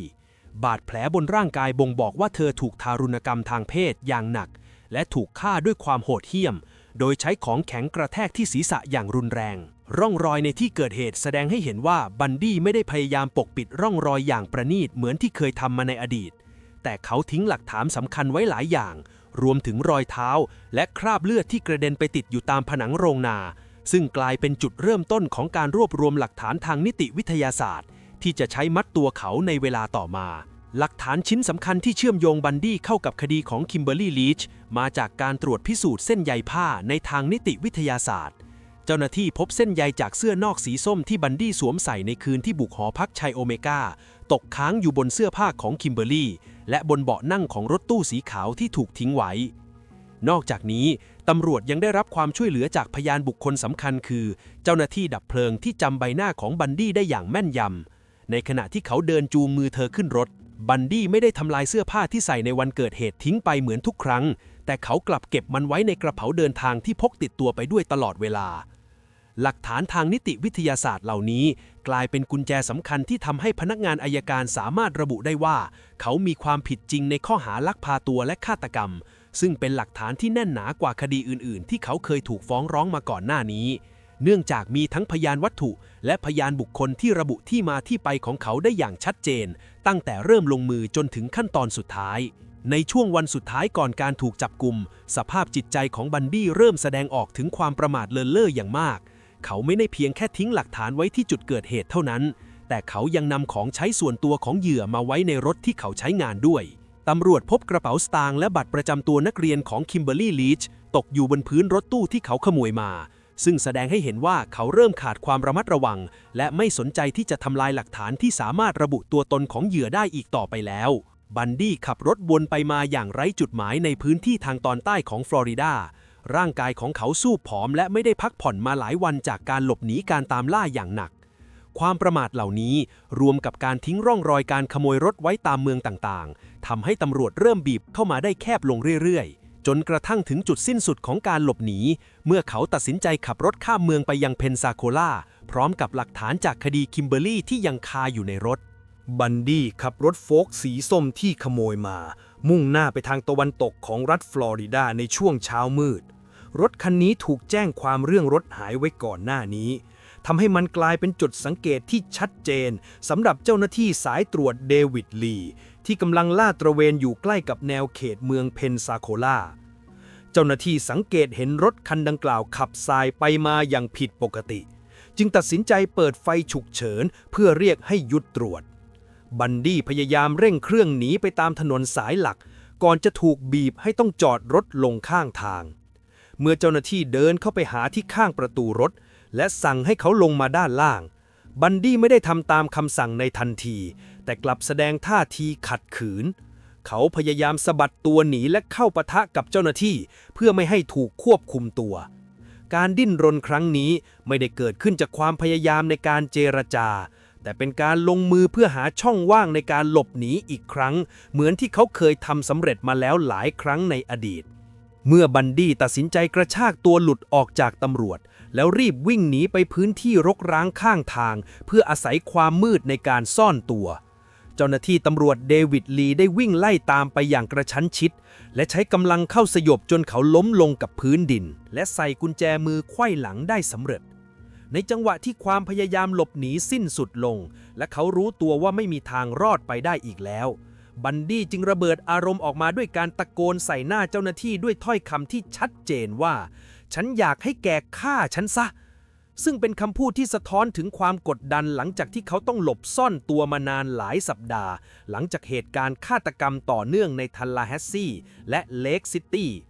เขาถูกลากตัวกลับมาที่รถสายตรวจในสภาพเนื้อตัวมอมแมมและถูกคุมตัวไปยังสถานีตำรวจท้องถิ่นทันทีโดยที่เจ้าหน้าที่ในตอนนั้นยังไม่ทราบเลยว่าชายที่เขาเพิ่งจับได้คือหนึ่งในอาชญากรที่ทางการต้องการตัวมากที่สุดในประวัติศาสตร์หลังจากคุมตัวมาถึงสถานีตำรวจเจ้าหน้าที่เริ่มค้นตรวจภายในรถและพบหลักฐานสำคัญจำนวนมากที่ถูกซุกซ่อนไว้ทั้งบัตรประชาชนปลอมหลายใบขับขี่ที่ระบุชื่อผู้หญิงหลายคนที่สูญหายไป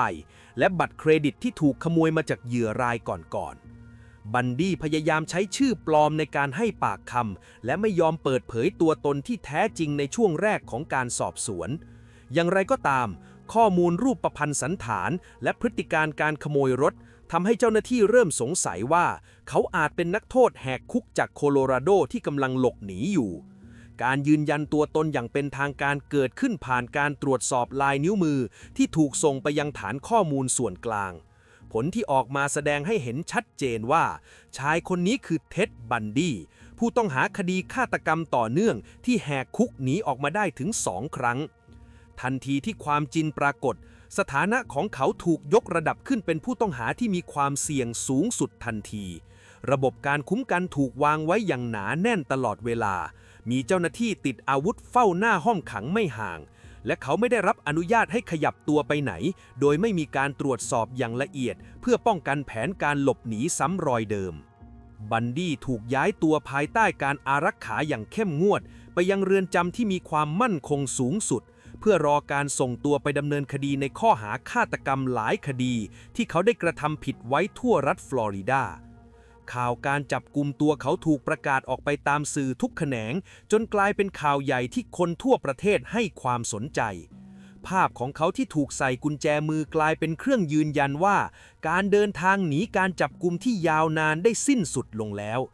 ในขณะเดียวกันทีมพนักงานอัยการเริ่มรวบรวมพยานหลักฐานจากเหตุการณ์ที่หอพักชัยโอเมก้า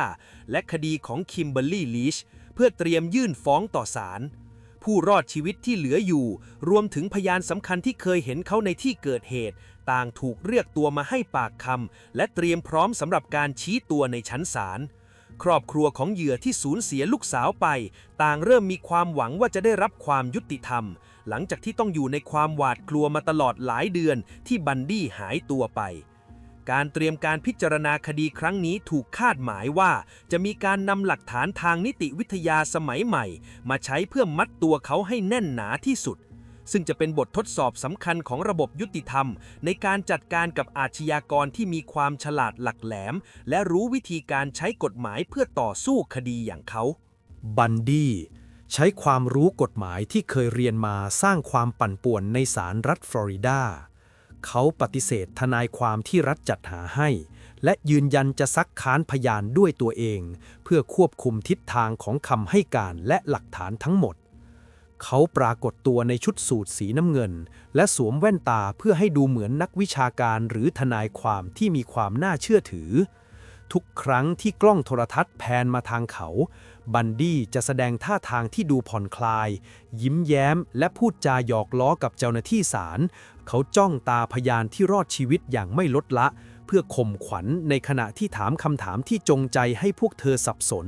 เรื่องวันเวลาและรูปพรรณสันฐานของคนร้ายบันดี้พยายามใช้ความฉะฉานของตนเองชี้ให้คณะลูกขุนเห็นว่าระบบยุติธรรมกำลังพยายามหาแพะรับบาปเพื่อปิดคดีที่สังคมกำลังกดดันและเขาเลือกที่จะวางตัวให้ดูเหมือนผู้เคราะห์ร้ายที่ถูกกลั่นแกล้งเพียงเพราะเขามีประวัติการหลบหนีคุกมาก่อนหน้านี้หลักฐานที่จะมัดตัวบันดี้ได้ดีที่สุดคือรอยกัดที่ปรากฏบนร่างกายของเหยื่อในหอพักชัยโอเมก้า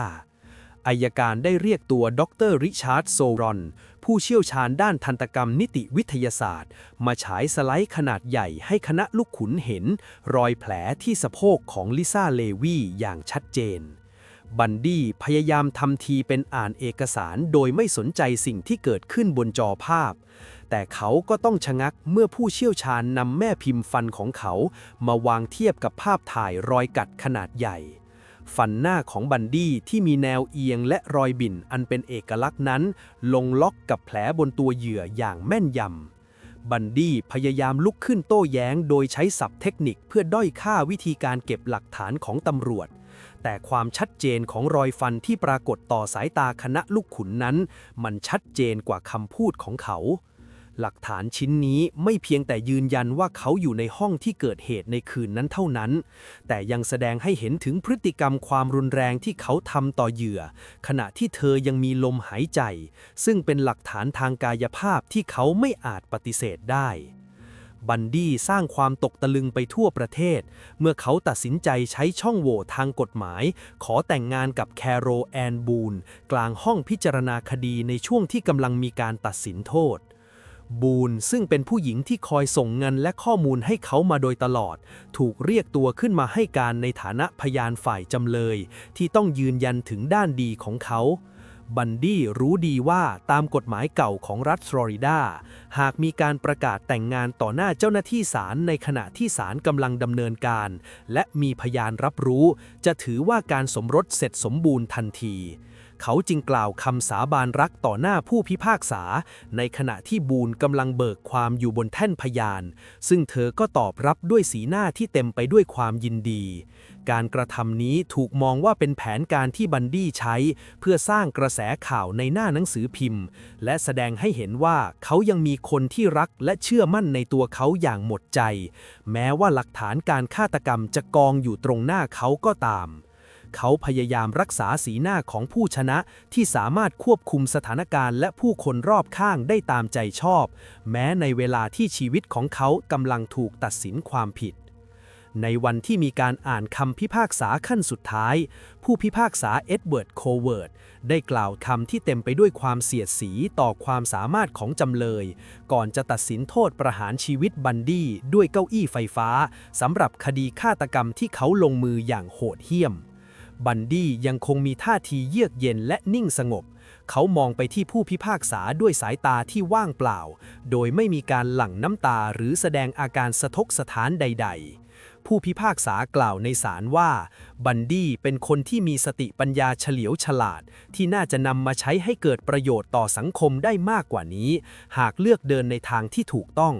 แต่เขากลับเลือกที่จะเป็นฆาตกรที่ฆ่าชีวิตผู้บริสุทธิ์อย่างต่อเนื่องจนกลายเป็นการทำลายคุณค่าของความเป็นมนุษย์ด้วยกันหลังจากจบคำพิพากษาบันดี้ถูกนำตัวออกจากห้องพิจารณาคดีภายใต้การคุ้มครองของเจ้าหน้าที่ติดอาวุธเพื่อมุ่งหน้าไปยังเรือนจำเรฟอร์ดเขาถูกส่งเข้าไปอยู่ในแดนประหารเพื่อรอคอยวันที่จะประหารชีวิตตามคำสั่งของศาล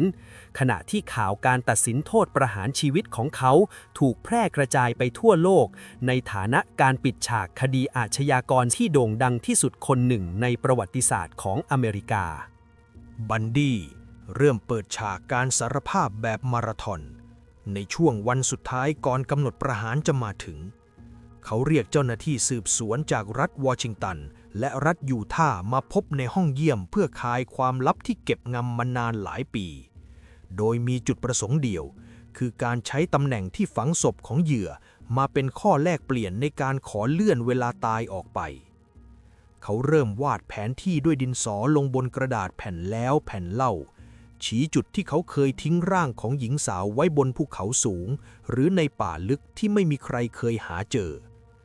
บันดี้ยอมรับว่าเขาฆ่าคนมากกว่าที่ตำรวจเคยคาดการณ์กันไว้มากโดยระบุชื่อเหยื่อที่หายสาบสูญไปอย่างยาวนานเช่นจอร์จแอนด์ฮอว์กินส์พร้อมทั้งเล่ารายละเอียดที่แสดงให้เห็นว่าเขาจดจำทุกเหตุการณ์ได้แม่นยำเพียงใดข้อมูลเหล่านี้ถูกใช้เป็นอาวุธชิ้นสุดท้ายในการกดดันผู้ว่าการรัฐให้ระงับการประหารชีวิตไว้ชั่วคราว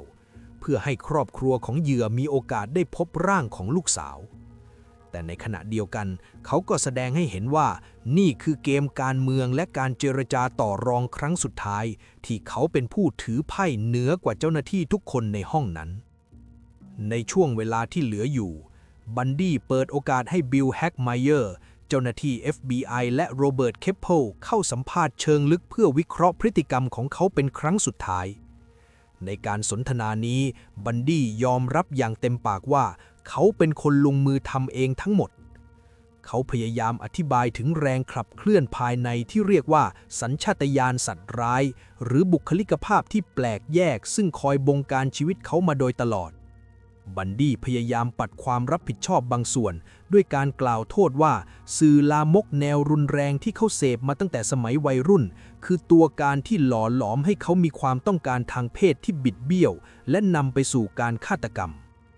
เขาบรรยายถึงช่วงเวลาที่ความต้องการนี้พุ่งพล่านจนถึงจุดที่ไม่สามารถควบคุมได้เปรียบเสมือนเครื่องจักรที่ทำงานไปตามกลไกที่ถูกติดตั้งโปรแกรมเอาไว้การให้สัมภาษณ์ครั้งนี้เต็มไปด้วยความพยายามที่จะสร้างภาพจำใหม่ให้ตัวเองในฐานะคนที่ตกเป็นเหยื่อของสภาพสังคม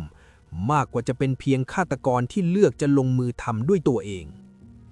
ท่ามกลางบรรยากาศในห้องคุมขังที่ตึงเครียดขึ้นเรื่อยๆ เมื่อความตายขยับเข้ามาใกล้มาทุกที ในวันที่ 24 มกราคม ปี 1989 เช้าวันประหารมาถึงพร้อมกับบรรยากาศที่เงียบสงัด บันดี้ปฏิเสธที่จะกินอาหารมื้อสุดท้ายที่ประกอบด้วยสเต็ก ไข่ดาวและมันฝรั่งทอดที่เจ้าหน้าที่จัดเตรียมให้ตามธรรมเนียม เขาเลือกที่จะใช้เวลาช่วงสุดท้ายไปกับการร้องไห้และสวดมนต์กับบาทหลวงประจำเรือนจำ เจ้าหน้าที่เริ่มกระบวนการเตรียมร่างของนักโทษด้วยการใช้เครื่องโกนไฟฟ้าจัดการเส้นผมบนศีรษะของเขาจนเกลี้ยงเกล่าเพื่อป้องกันไม่ให้ผมไหม้ไฟและช่วยให้ขั้วไฟฟ้าสัมผัสกับผิวหนังได้ดีที่สุด รวมถึงโกนขนที่หน้าแข้งด้านขวาเพื่อติดตั้งอุปกรณ์นำไฟฟ้าอีกจุดหนึ่ง เขาถูกเปลี่ยนชุดให้อยู่ในชุดนักโทษสีฟ้า เมื่อประตูห้องประหารเปิดออกบันดี้เดินเข้าไปด้วยท่าทางที่อ่อนแรงลงกว่าที่เคยเห็นในศาลเขาถูกพาไปนั่งอยู่บนเก้าอี้ไฟฟ้าไม้ขนาดใหญ่เจ้าหน้าที่รัดเข็มขัดเข้ากับแขนขาและลำตัวของเขาอย่างแน่นหนาท่ามกลางสายตาของพยานที่นั่งอยู่หลังกระจกหนาทั้งนักข่าวและตัวแทนจากครอบครัวของเหยื่อที่รอคอยนาทีนี้มานานเมื่อผ้าคลุมหน้าสีดำถูกดึงลงมาปิดบังใบหน้าของบันดี้พนักงานประหารชีวิตก็ส่งสัญญาณเริ่มกระบวนการกระแสไฟฟ้าแรงสูงเข้าสู่ร่างกายของบันดี้ในทันทีร่างของบันดี้กระตุกเกร็งและสั่นภายใต้สายรัดหนังจนกระทั่งแพทย์ประจำเรือนจำเดินเข้าไปตรวจเช็คชีพจรและประกาศว่าบันดี้เสียชีวิตแล้วอย่างเป็นทางการด้านนอกรั้วเรือนจำในเวลาเดียวกันนั้นฝูงชนจำนวนมหาศาลที่มารวมตัวกันตั้งแต่กลางดึกเริ่มส่งเสียงโห่ร้องแสดงความยินดีบางคนจุดพลุฉลองและชูป้ายข้อความที่เต็มไปด้วยความสะใจกับการจากไปของปีศาจร้ายรายนี้บันดี้ทิ้งความปรารถนาสุดท้ายไว้คือการให้เผาร่างของเขาแล้วนำเท่ากระดูกไปโปรยไว้บนทิวเขาคาสเคดในรัฐวอชิงตันซึ่งเป็นสถานที่เดียวกับที่เขาเคยนำร่างของเหยื่อหลายรายไปทิ้งไว้ในอดีตและปิดฉากชีวิตของหนึ่งในฆาตกรต่อเนื่องที่โด่งดังที่สุดในประวัติศาสตร์ทิ้งไว้เพียงบาดแผลลึกในใจของครอบครัวผู้สูญเสียและความทรงจำที่เลวร้ายเกี่ยวกับชายหนุ่มหน้าตาดีที่ซ่อนความโหดร้ายไว้ภายใต้รอยยิ้ม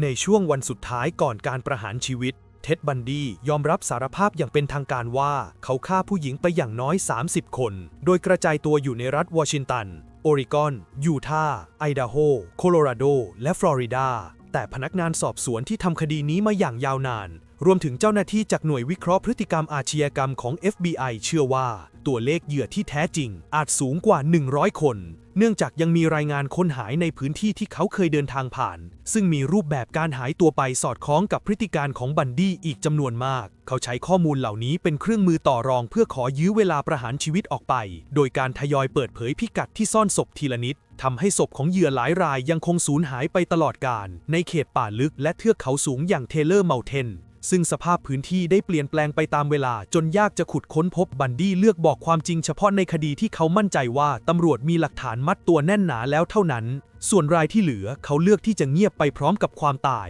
แล้วทิ้งให้หลายคดีในวอชิงตันและยูทาห์ยังคงเป็นปริศนาที่หาคำตอบไม่ได้จนถึงปัจจุบันคดีของเท็ดบันดี้กลายเป็นจุดเปลี่ยนสำคัญที่ปฏิวัติวงการนิติวิทยาศาสตร์และระบบการสืบสวนของสหรัฐอเมริกาโดยเฉพาะการนำหลักฐานทางทันตกรรมหรือรอยกัดบนร่างกายของเหยื่ออย่างลิซ่าเลวีมาใช้เป็นหลักฐานหลักในการมัดตัวคนร้ายในชั้นศาลซึ่งถือเป็นคดีแรกๆที่ทำให้การวิเคราะห์รอยกัดได้รับการยอมรับทางกฎหมายอย่างกว้างขวางนอกจากนี้ความล้มเหลวในการประสานงานระหว่างสถานีตำรวจต่างรัฐที่ทำให้บันดี้สามารถหลบหนีและฆ่าคนต่อเนื่องได้หลายปีกลายเป็นแรงผลักดันให้มีการพัฒนาระบบฐานข้อมูลกลางของ FBI หรือ YCAP เพื่อให้ตำรวจแต่ละท้องที่สามารถแชร์ข้อมูลพฤติกรรมอาชญากรและเชื่อมโยงคดีฆาตกรรมข้ามรัฐเข้าด้วยกันได้เป็นครั้งแรกข้อมูลจากการสัมภาษณ์บันดี้ในคุกยังถูกนำไปใช้เป็นบรรทัดฐานในการสร้างโปรไฟล์ฆาตกรต่อเนื่องโดยหน่วยพฤติกรรมศาสตร์ของ FBI ทำให้เจ้าหน้าที่เริ่มเข้าใจรูปแบบการคัดเลือกเหยื่อการวางแผนลวงและพฤติกรรมหลังก่อเหตุซึ่งกลายเป็นแม่แบบในการตามล่าอาชญากรประเภทเดียวกันในเวลาต่อมารอยแผลที่บันดี้ทิ้งไว้ยังคงส่งผลกระทบต่อครอบครัวที่ใกล้ชิดกับเขาอย่างมากเพราะเอลิซาเบธ เคนดอลอดีตแฟนสาวที่เคยอาศัยอยู่กับเขาต้องใช้ชีวิตอยู่กับความรู้สึกผิดที่เคยแจ้งเบาะแสช้าไปจนเธอตัดสินใจเขียนหนังสือเพื่อเล่าถึงความโหดร้ายที่ซ่อนอยู่ภายใต้อดีตที่แสนธรรมดา ส่วนทางด้านแคโรแอนบูนภรรยาที่แต่งงานกับเขาระหว่างการพิจารณาคดีได้พาลูกสาวที่ชื่อโรสหนีหายไปจากสังคมและเปลี่ยนชื่อนามสกุลใหม่ทั้งหมดเพื่อเริ่มต้นชีวิตใหม่ในสถานะคนแปลกหน้าหลังจากที่เธอพบความจริงว่าบันดี้โกหกเรื่องการฆาตกรรมมาโดยตลอดครอบครัวของเหยื่อหลายรายยังคงต้องทนทุกข์กับความสูญเสียที่ไม่ได้รับคำตอบที่ชัดเจนบางคนต้องใช้เวลาทั้งชีวิตในการตามหาศพลูกสาวที่ไม่เคยถูกค้นพบบาดแผลทางใจเหล่านี้เปลี่ยนวิถีชีวิตของผู้คนในยุคนั้นให้กลายเป็นคนหวาดระแวงและระมัดระวังคนแปลกหน้ามากขึ้นอย่างมากโดยเฉพาะกลุ่มนักศึกษาหญิงในมหาวิทยาลัยที่กลายเป็นกลุ่มเสี่ยงสูงสุดจากพฤติกรรมการล่าของบันดี้ชื่อของเท็ดบันดี้กลายเป็นสัญลักษณ์ของฆาตกรที่ใช้หน้ากากของชายหนุ่มที่มีการศึกษาและสุภาพชนในการปิดบังความชั่วร้ายอย่างสุดขั้วเรื่องราวของเขาถูกนำมาศึกษาซ้ำในฐานะกรณีตัวอย่างของโรคบุคลิกภาพที่ผิดปกติแบบต่อต้านสังคมและฆาตกรต่อเนื่องที่โด่งดังที่สุดในประวัติศาสตร์สมัยใหม่การประหารชีวิตเขาในปีนั้นเป็นการปิดฉากทางกฎหมายและยุติการต่อสู้ในชั้นศาลที่ยืดเยื้อมานานบันทึกคดีของเขายังคงถูกเก็บไว้ในหอจดหมายเหตุอาชญากรรมเพื่อใช้เตือนสติเจ้าหน้าที่รุ่นหลังให้ตระหนักถึงความผิดพลาดในอดีตที่ปล่อยให้ชายคนหนึ่งพรากชีวิตผู้หญิงไปได้มากมายเพราะภาพลักษณ์ภายนอกที่ดูดีถ้าคุณชอบเรื่องราวคดีอาชญากรรมแบบนี้อย่าลืมกดไลค์กดแชร์และกดติดตามช่องย้อนรอยข่าวดังไว้ด้วยนะครับเพื่อที่คุณจะได้ไม่พลาดทุกคดีสำคัญที่เราจะนำมาเล่าให้ฟังใหม่ในคดีต่อไปสำหรับวันนี้สวัสดีครับ